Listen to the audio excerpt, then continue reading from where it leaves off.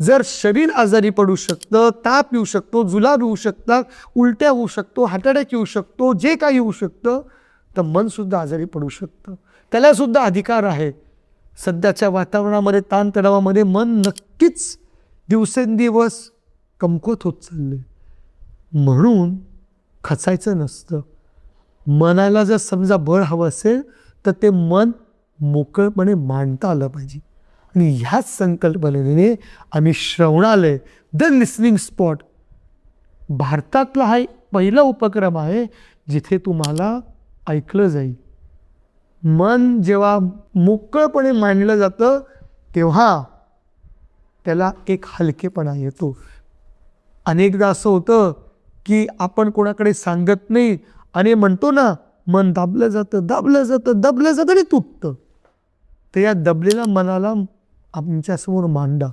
आणि त्यासाठी नाशिक महानगरपालिका, सप्तशृंगी शिक्षण संस्था, आमची संस्था कोवळी किरण संवाद आपुलकीचा आणि मविप्र नाशिक मराठा विद्या प्रसारक पुढे येऊन श्रवणालय हा कार्यक्रम ह्याचं लोकार्पण म्हणूया येत्या 6 मार्च रोजी गुरुदक्षिणा हॉलमध्ये होत आहे.